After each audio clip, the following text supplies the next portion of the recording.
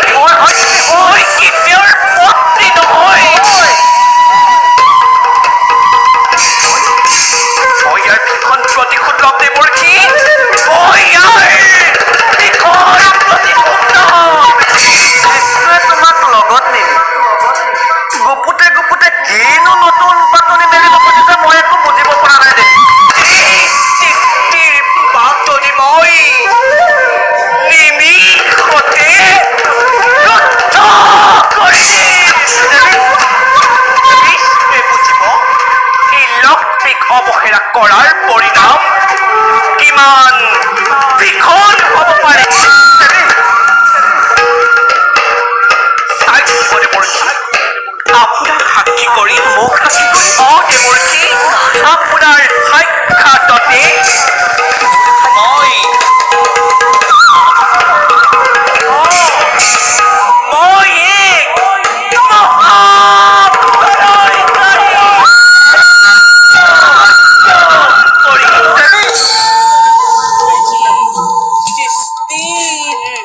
অংকুৰণ কৰিব খুজিছে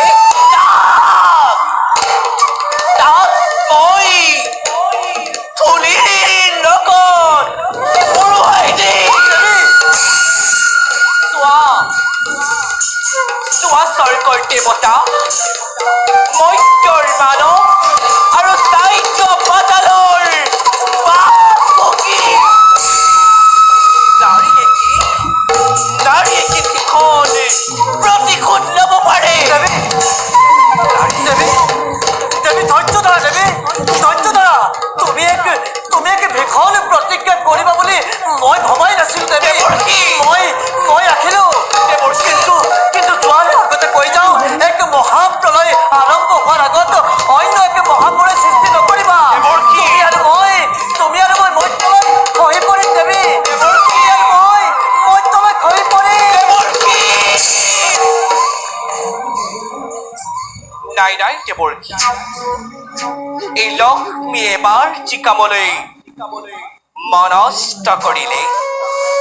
ইয়াৰ পৰা আৰু কেতিয়াও মই নহওঁ বিচলিত। নাৰী হিংসা পৰায়ণ প্ৰভুৰ সমগ্ৰ সৃষ্টিময়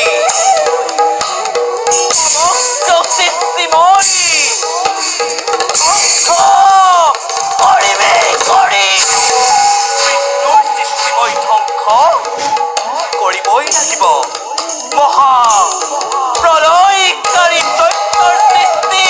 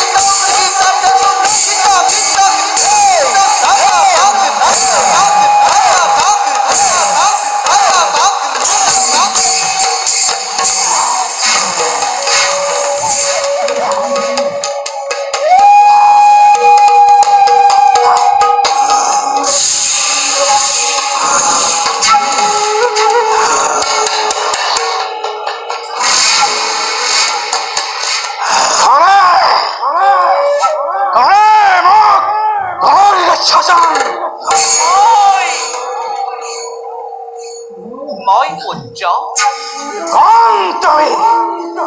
দিও তোমাৰ সত্য পৰিচয় মই ত্ৰিজগতৰ মাতৃ লক্ষ্মী আৰু তই মোৰ পুত্ৰ মাতৃ মাতৃ পুত্ৰ কিয় মোক অকস্মাতে কৰিলে সাজন এই কাৰ্য মই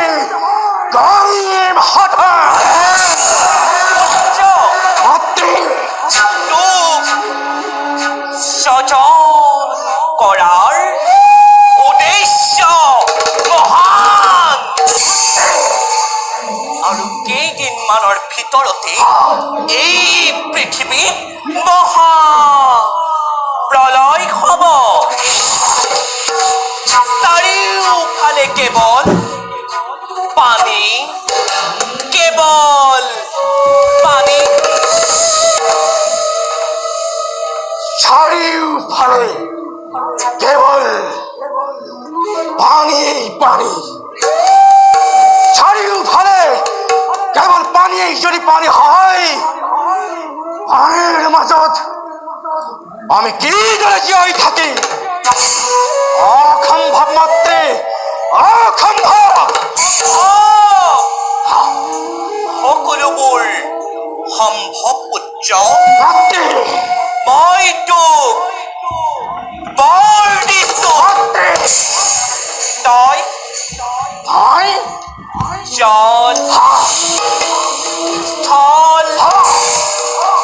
আকাশ পাতাল এই সকলোতে মুক্তভাৱে বিচৰণ কৰিব পাৰিবি আৰু মোৰ পুত্ৰ মাতৃ তোক প্ৰভু বিষ্ণুৰ সুদৰ্শন চক্ৰ মহাদেৱৰ ত্ৰিশূলেও হত্যা কৰিব নোৱাৰে আৰু তোৰ সৰ্ব শৰীৰ মই মাতৃ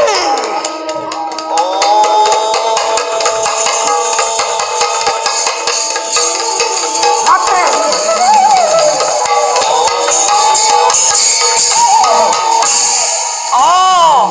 তোৰ সৰ্ব শৰীৰ মই নৰ্যময় কৰি দিলো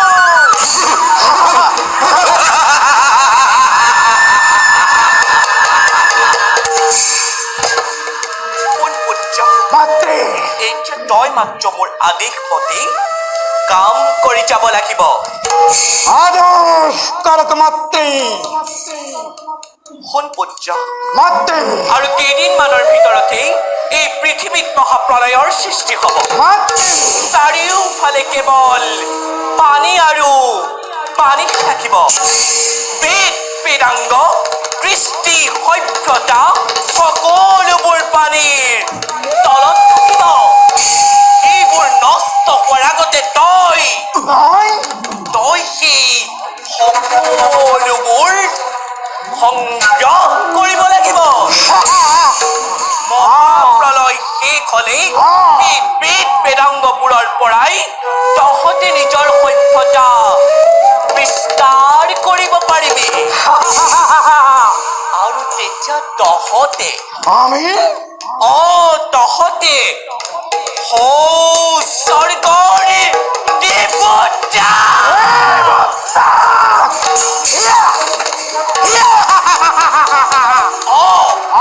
স্বৰ্গৰ দেৱতাতকৈও উচ্চ আসন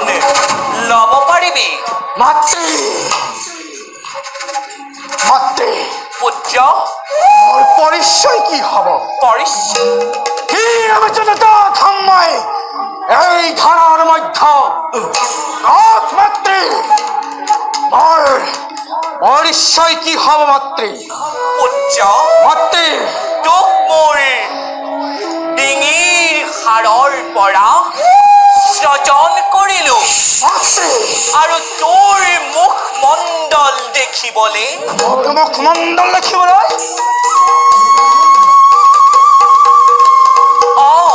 তোৰ মুখমণ্ডল দেখিবলৈ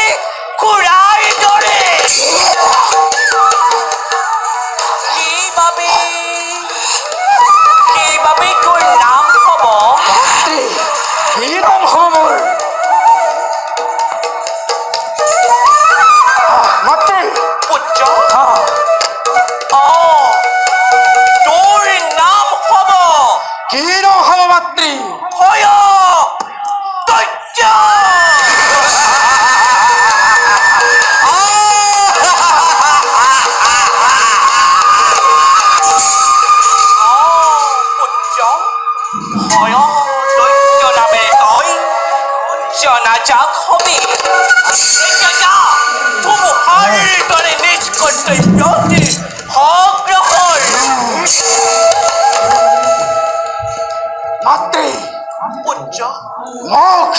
আমাৰ ভাই প্ৰধান কৰক মাত্ৰে অমৰত্ববৰ মাত্ৰে পুত্ৰ তোক তোক অমৰত্ববৰ দিয়াৰ মোৰ ক্ষমতা নাই কিন্তু মই তোক কৰিলো প্ৰদান কেৱল অমৰত্ববৰৰ নিচিনাই স্বৰ্গ মৰ্ত্য আৰু পাতালৰ কোনো বেলেগটো হত্যা কৰিব নোৱাৰে এতিয়া যা পুত্ৰ মাত্ৰে বলবৰ আৰু দুখে আৱশ্যক নিজ কৰ্তব্যত সগয়ক নকৰ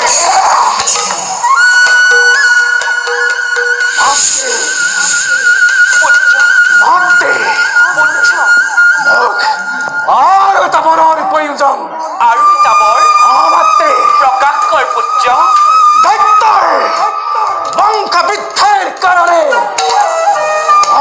কেজনী ৰূপবতী কন্যা আৰ পঙ্কৰক মাত্ৰে দৈত্য বংশ বৃদ্ধিৰ বাবে তোক এগৰাকী ৰূপৱতী কন্যাৰ অতিকে প্ৰয়োজন মাত্ৰে শুন মাত্ৰে এই ত্ৰিজগতৰ ভিতৰত প্ৰজাপতি ব্ৰহ্মাৰ কন্যা ব্ৰহ্মাৰ কন্যা ব্ৰহ্মাৰ কন্যা সৰস্বতী সৰস্বতী পুত্ৰ সৰস্বতীৰ সমান জ্ঞানী মানি আৰু সুন্দৰী নাৰী অন্য কোনোৱেই নাই গতিকে যা পুত্ৰ চলে বলে কিম্বা কৌশল কৰি হ'লেও সৰস্বতী বিবাহ কৰগৈ মনত ৰাখিবি পুত্ৰ চলে বলে কিম্বা কৌশল কৰি হ'লেও সৰস্বতী মাত্ৰে বিবাহ কৰগৈ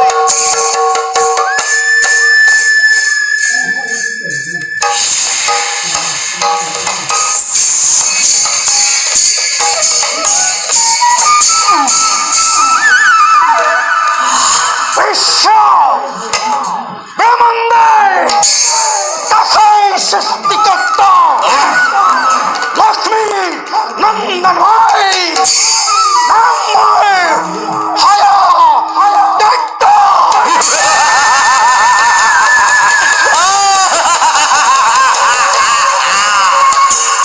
সমগ্ৰ বিশ্ব ব্ৰহ্মাণ্ড খৰিব লাগিব মনে নৃত্য খোট স্বৰ্গ মস্তৰ মানৱ পাতালৰ বাধকেও আমাৰ ভাৰত হ'ব লাগিব কম্পমান তেতিয়া দেখিব জগতে বুঝিব নিশ্চয় এই হাততে হাততে বীরত্ব পরাক্রম